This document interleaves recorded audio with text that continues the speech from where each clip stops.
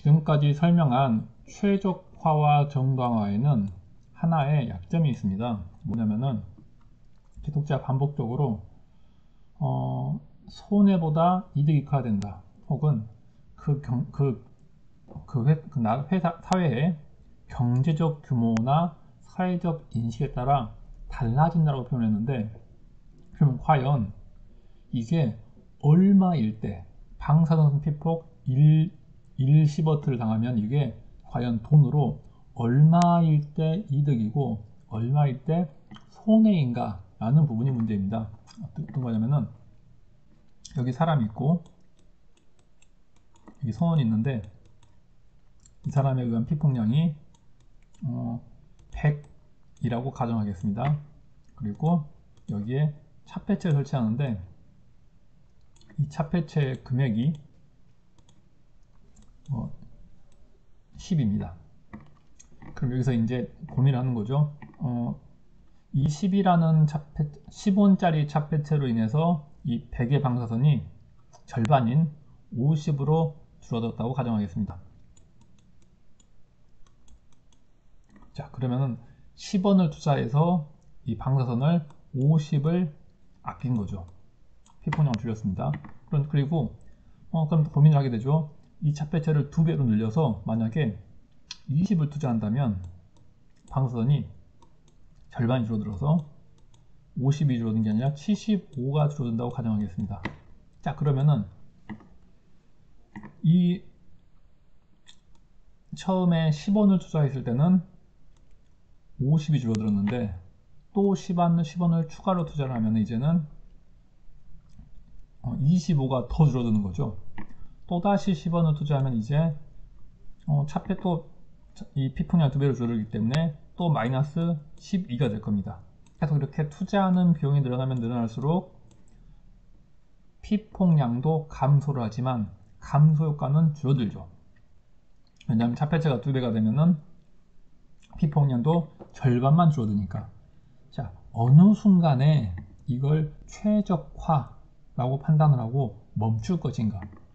이 돈을 무한정 투자할 수는 없고 무한정 투자하더라도 방사선이 0이 되는 시점은 존재하지 않기 때문에 어느 순간에는 적당한 순간에는 이 정도면 됐어 라고 판단을 해야겠죠.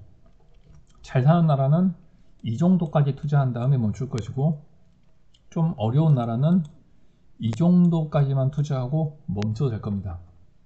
이걸 이렇게 잘 사는 나라, 못 사는 나라로 구별하지 않고 정확하게 방사선 이 사람이 1일 미리 시버트를 줄이기 위해 100만 원이 든다고 정확하게 숫자를 찍어주면 그러면은 평가에 도움이 되겠죠. 예를 들면 1mm 시버트를 줄이는 게 경제적 효과로 100만 원을 줄어드는 효과가 있어 라고 알려주면은 이 차폐 설계를 하는 사람 입장에서는 1mm 시버트를 줄이는데 내가 지금 차폐체가 100만 원이 들어. 이럴 경우에는 이걸 투자를 해도 안 해도 똑같은 상황이 되는 거죠. 그런데 만약에 차폐체가 50만 원밖에 하지 않는다.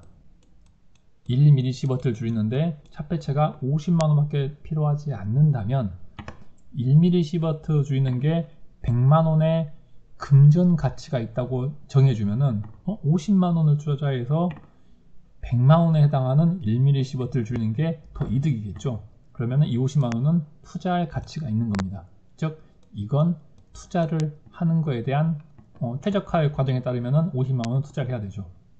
근데 만약에 차폐체 가격이 올라서 이게 200만 원 올랐습니다. 그러면은 200만 원을 투자해서 1mm 시버트를 줄인다. 그런데 이 1mm 시버트의 금전적 가치는 100만 원밖에 안 된다. 그러면은 이 200만 원은 투자하지 말아야죠.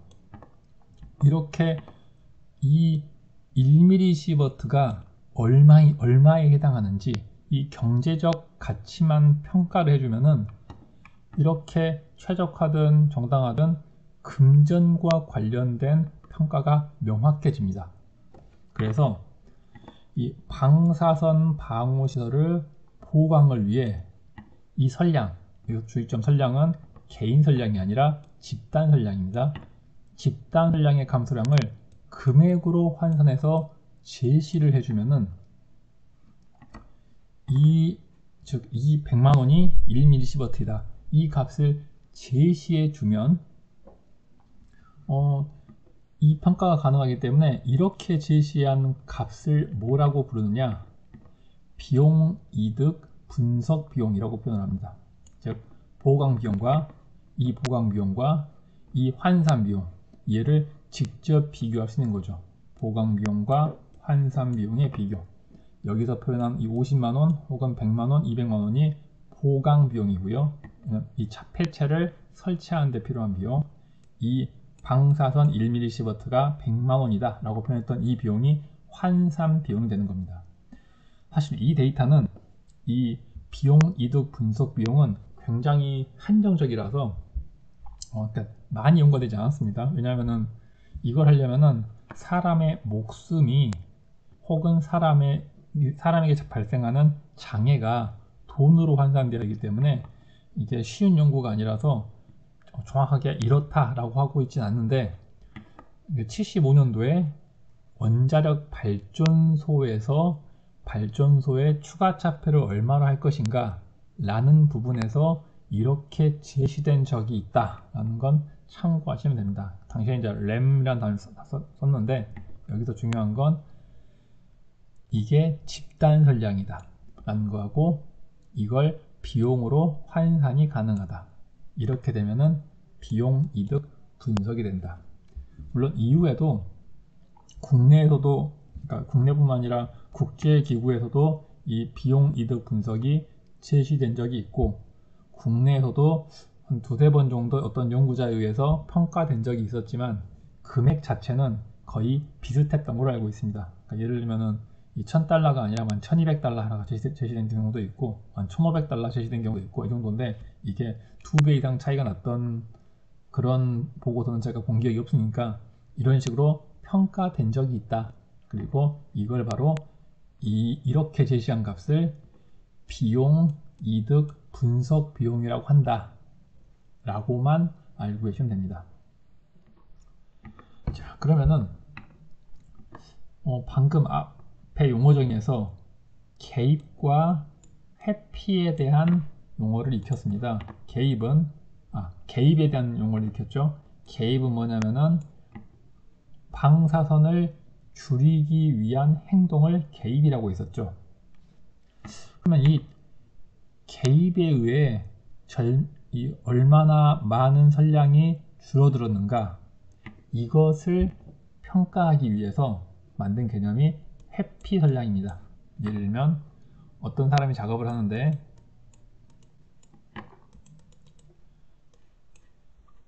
먼저 차폐체를 두껍게 해서, 차폐체를 두껍게 하면은 이 사람에 대한 선량 피폭량이 줄어들겠죠. 차폐체를 두껍게 한다라는 행동 자체가 개입이죠. 예를 들면은 방사선이 없을 때는 이 차폐체가 없을 때는 방사선을 100을 맞았는데 차폐체로 인해서 방사선이 50으로 줄어들었다 라고 하면 이 차폐체를 설치하는 개입으로 인해서 50의 선량이 줄어들었으니까 이 50이라는 선량이 회피 선량이 되는 겁니다. 이건 차폐체 두께뿐만 아니라 작업 시간을 원래 2시간이 걸리던 걸 과정을 바꿈으로써 1시간으로 바꿨다, 이렇게 함으로써 원래 피폭량이 100이었는데 작업 시간이 짧아지니까 피폭량이 50으로 줄어들었다 라고 하는 것도 똑같이 회피 선량 50이 평가되는 겁니다. 그러니까 어떤 방법으로 피폭량을 줄였다 라는 거와 무관하게 단지 이 시설을 설치하건 아니면 공정을 개선하건 어떤 방법을 통해서 피폭량이 줄어들면, 즉 개입에 의해서 피폭량이 줄어들면 이게 바로 회피 선량이 되는 겁니다.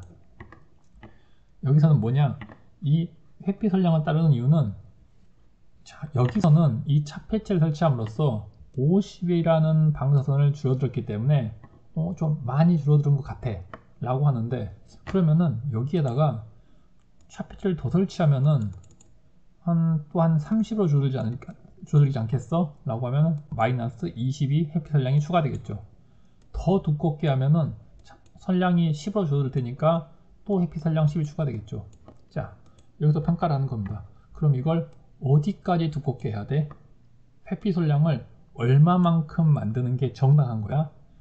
50을 줄이기 위해서 뭔가 개입을 하는 건 정당한데 어느 정도의 회피선량까지가 정당한 개입이야? 라고 고민을 하게 되는 거죠. 만약에 개입을 했는데 그 개입으로 인한 회피선량이 너무 작다면 그건 굳이 개입할 필요가 없다 라는 것도 판단해야 되니까요. 그래서 일반적으로 얘기를 할 때 이 개입의 정당성을 평가할 때는 이 개입으로 인한 선량이 100mSv 정도 줄어들면은 이 개입은 무조건 정당해. 이건 해줘야 돼. 라고 판단을 하고 개입으로 인한 선량이 10mSv보다 작을 때는 이건 굳이 해야 될 필요가 있겠어? 라고 생각하면서 대부분 분의 경우는 정당화가 어렵다 라고 판단하는 겁니다. 여기서 이 선량 100mSv와 10mSv는 집단 선량입니다. 개인 선량이 아니라. 즉 이제 보면 이 행동 자체가 다 개인 한 명을 위한 게 아니라 어떤 그룹이 어떤 방사선 작업을 할 때 이 작업 자체에 대한 작업 과정 전반에 대한 작업 절차와 이 시설 이걸 통틀어서 평가를 하기 위해서 만든 개념이다 보니까 다 집단 선량이 적용되는 겁니다.